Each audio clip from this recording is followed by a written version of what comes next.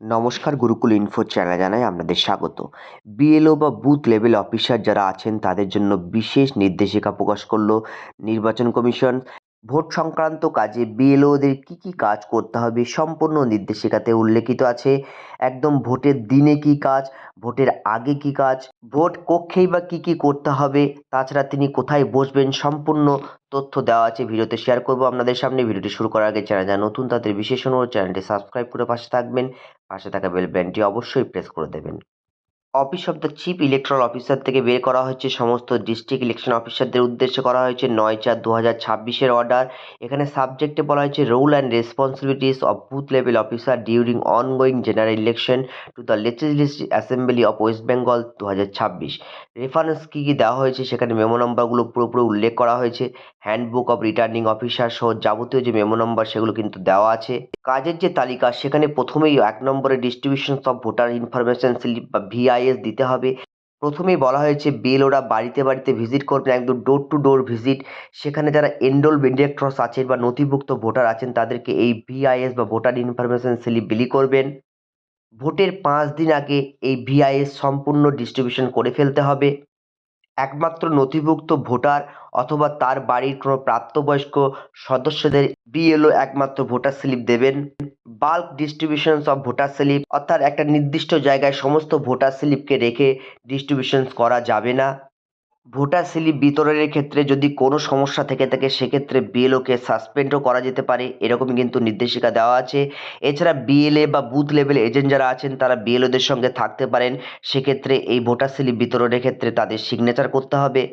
এছাড়া অবিতরণযোগ্য ভিআইএস বা ভোটার স্লিপগুলো একদম রিটার্নিং অফিসারকে জমা করতে হবে। এরপরে অ্যারেঞ্জমেন্ট অফ পোলিং স্টেশনের কী দায়িত্ব থাকবে।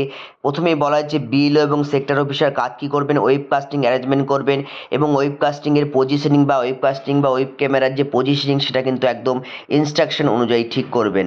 এছাড়া বিএলও এবং সেক্টর অফিসার সমস্ত সার্টিফিকেট রিটার্নিং অফিসারকে জমা করবেন। ওয়েবকাস্টিং অ্যারেঞ্জমেন্টের যে সার্টিফিকেটগুলো হয় সেগুলো, যদি কোনো ফাংশনের সমস্যা থাকে সেটাও কিন্তু জানাবেন। এছাড়া বিএলও সেক্টর অফিসারকে আর কি কাজ করতে হবে, বিএলও এবং সেক্টর অফিসার পার্টিদের যে বসার সিটিং অ্যারেঞ্জমেন্ট সেটাও কিন্তু সঠিকভাবে ব্যবস্থা করে দিতে হবে।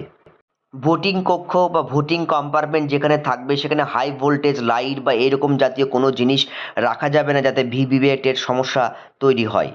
তবে এটাও দেখতে হবে যে ভোট কক্ষে যেন পর্যাপ্ত লাইট থাকে যেখানে ভোটার তার নিজের পছন্দের প্রার্থীকে সহজেই চিনতে পারে।